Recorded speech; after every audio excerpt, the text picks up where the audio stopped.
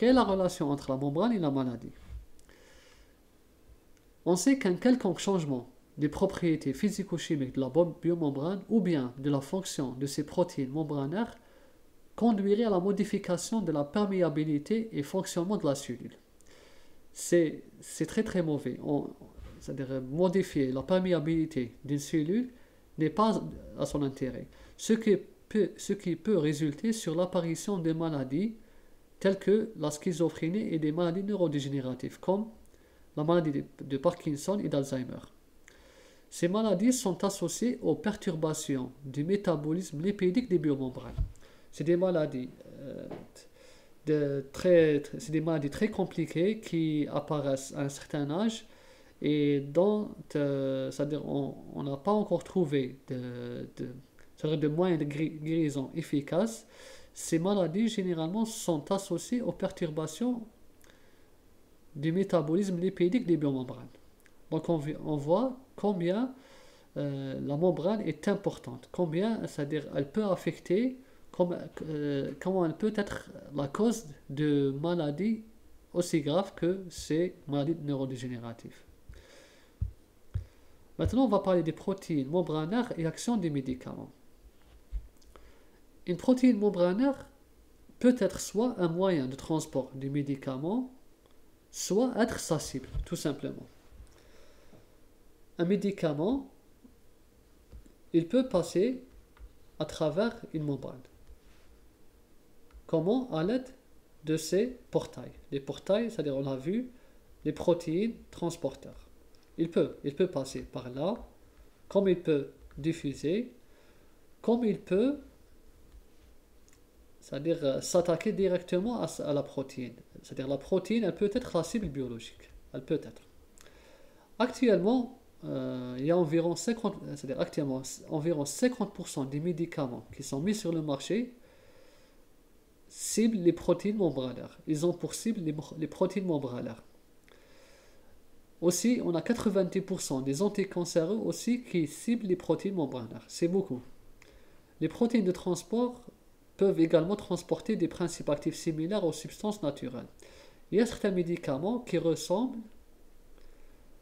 à des substances naturelles, des substances fabriquées par le corps humain, des substances endogènes qu'on appelle.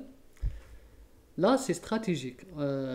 Parfois, on synthétise des molécules qui ressemblent à des molécules endogènes pour qu'elles aient une facilité à pénétrer dans les cellules de certains tissus, comme le médicament L-Dopa. Le L-Dopa, il ressemble à une molécule endogène dans le cerveau.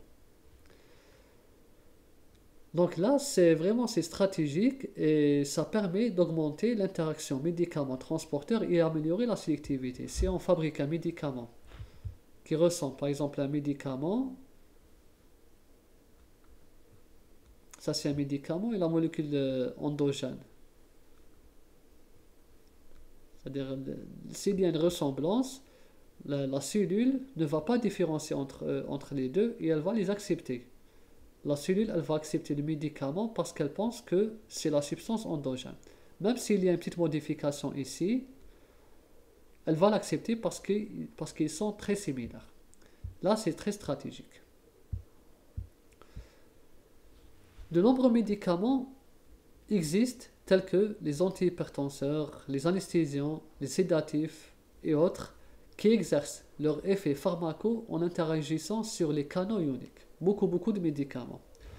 On donne quelques exemples de l'action de quelques médicaments sur les canaux ioniques.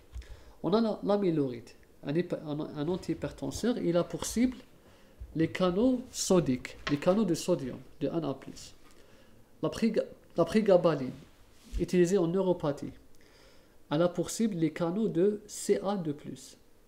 La cocaïne, qui est un très fort anesthésiant et un psychotrope, elle a pour cible biologique les canaux ioniques de 1A. Ici, le V, on ne va pas parler de ça, mais le V pour dire que ce canal, il a une ouverture par rapport à une différence de tension. La ripaglinite, utilisée dans le traitement du diabète de type 2, elle a pour cible les canaux de potassium. Les barbiturates, c'est des hypnotiques et c'est des sédatifs aussi. Ils ont pour cible biologique les Cl-. Diazépam, l'anxiolytique, c'est des benzodiazépines, elles ont pour cible le Cl-. Donc là, c'est juste quelques exemples, sinon il y en a beaucoup de médicaments qui ont pour cible les protéines membranaires. Pour résumer, là on va résumer ce qu'on a vu durant ce chapitre. Les membranes biologiques sont un mélange de protéines et de lipides. Les protéines membranaires fonctionnent comme des canaux ou portails de passage. C'est juste, on peut les schématiser comme des portails. Les molécules lipophiles traversent facilement la membrane cellulaire en se dissolvant dans la partie lipidique de la membrane. Les grosses molécules hydrophiles peuvent être transportées à travers la membrane par des protéines de transport. Elles ne peuvent pas diffuser à travers la membrane, mais grâce à ces protéines de transport, elles peuvent diffuser. D'où la sélectivité de la membrane. La majorité des médicaments sont amphiphiles, c'est-à-dire de polarité moyenne. Cela est à l'avantage des médicaments car il va s'absorber facilement et se distribuer aussi facilement. La valeur de log de P d'un médicament peut prédire son absorption dans le corps. Log de P, bien sûr, des molécules neutres. Log de P, c'est pour les molécules neutres, non ionisables. Le coefficient de distribution log de D du médicament décrit l'équilibre global des formes neutres et chargées du médicament dans le système aqueux et organique. Log de D, il exprime la liposolubilité des deux molécules. On a vu H1 qui est en équilibre avec 1-.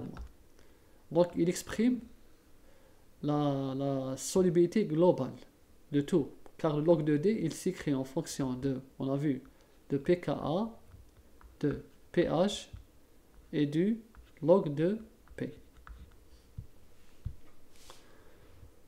Beaucoup de médicaments ont pour cible biologique les protéines membranaires. Pourquoi? Parce que beaucoup de maladies sont dues à une malformation, à une déformation d'un métabolisme ou bien d'une protéine responsable de ce métabolisme. Et on aura terminé. Fin.